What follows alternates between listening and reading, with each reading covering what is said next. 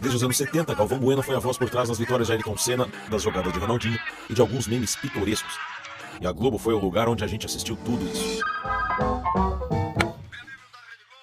Mas depois de mais de 40 anos, o contrato de Galvão Bueno com a Rede Globo não vai ser renovado em 2022.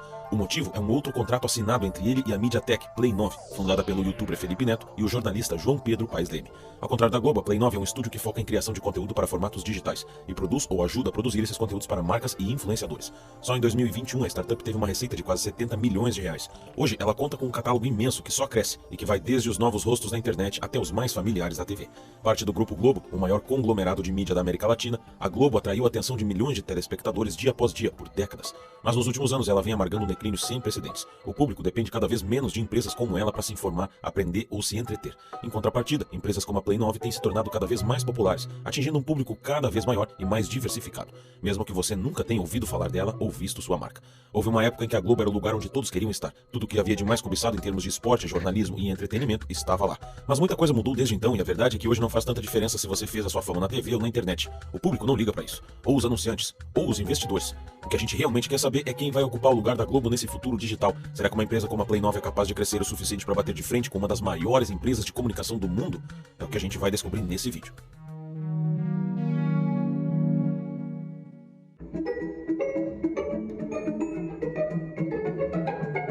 Até o início dos anos 2000, a televisão foi o nosso principal meio de comunicação. E quando a gente fala em televisão, é impossível não falar da Globo. E agora desliga! Tá pegando fogo, bicho! Chama o bombeiro lá! Mas fato é que a Globo não é mais o que era antes. Em 2021, ela atingiu o pior Ibope de sua história, e seus programas do horário nobre vêm registrando cada vez menos pontos de audiência, o que significa menos gente ligada na emissora. O que as pessoas têm feito, especialmente os mais jovens, é optar por outras mídias, como as plataformas de streaming, redes sociais e até mesmo jogos digitais, que estão cada vez mais sofisticados e realistas. Só os serviços de streaming como a Netflix já alcançaram mais de 40% dos brasileiros, e tudo isso tem mudado drasticamente a forma como a indústria do entretenimento funciona.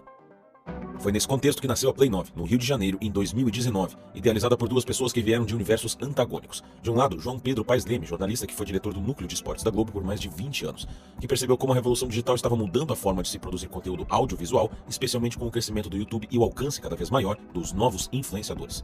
Do outro lado, Felipe Neto, um dos pioneiros no YouTube aqui no Brasil, o quinto maior youtuber do mundo, que entrou na plataforma em 2010, quando ela nem era tão popular assim, e conseguiu se manter entre os mais famosos do país. Os dois se juntaram com o objetivo de criar uma empresa que unisse o melhor dos dois mundos e que fosse capaz de suprir as demandas das novas gerações sem deixar de lado tudo aquilo que já era familiar e bem-sucedido.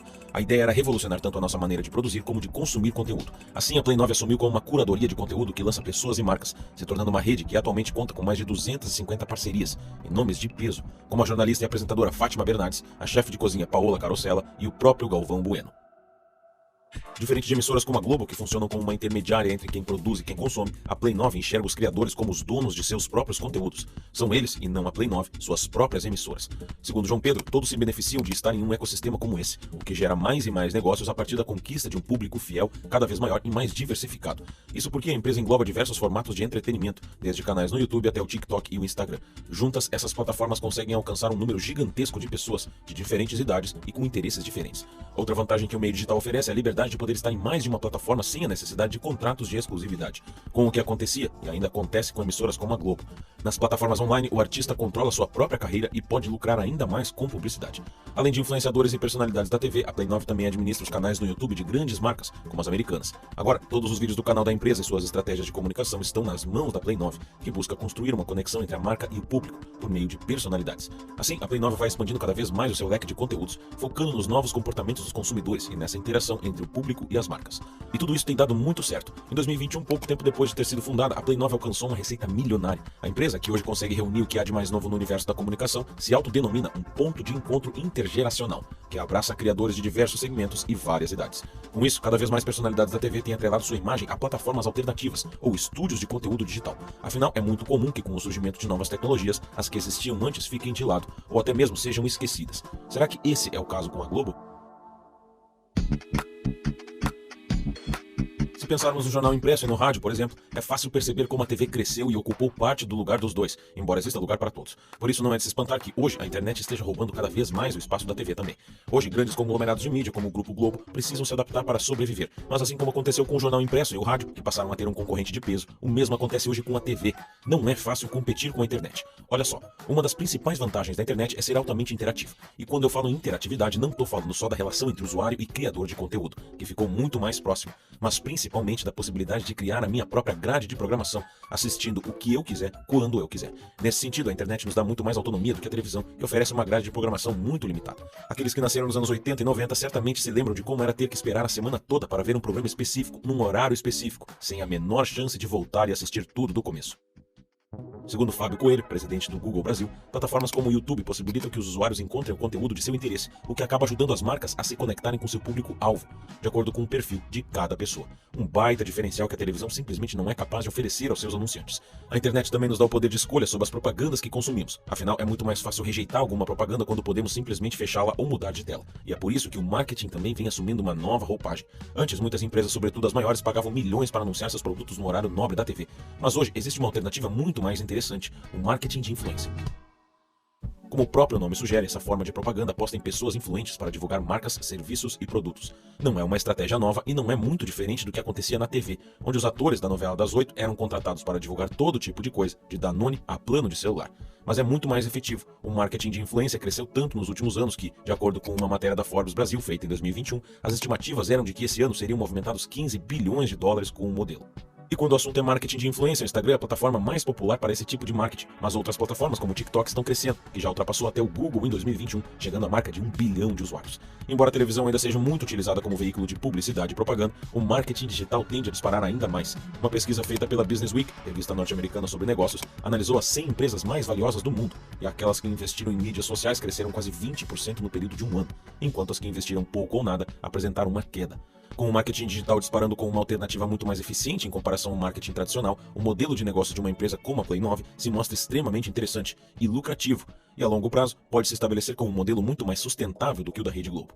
Até porque toda essa onda de inovação já está provocando impactos na Globo, que tem perdido sua audiência com o passar dos anos. A emissora parece estar caindo no dilema do inovador, conceito criado pelo professor da Universidade de Harvard, Clayton Christensen. No seu livro, que leva o mesmo nome, ele explica que o surgimento de tecnologias de ruptura, aquela que rompe com padrões e modelos já existentes, pode acabar com um império de grandes empresas, mesmo que elas possuam um público fiel e sejam consolidadas no mercado. Isso ocorre porque novas empresas surgem, utilizando essas tecnologias inovadoras e mudando as regras de consumo. Enquanto isso, companhias que já são líderes em algum segmento de mercado preferem focar naquilo que já conhecem, mesmo sabendo das novas tendências. O problema é que quando menos se espera, as empresas que resolvem inovar se tornam super populares, despertando novas necessidades no público. E as que optaram por repetir a mesma fórmula de novo e de novo, acabam ficando para trás. Então não é impossível que uma empresa como a Play 9 consiga derrubar uma empresa como a Globo. Mas na prática, será que isso vai mesmo acontecer?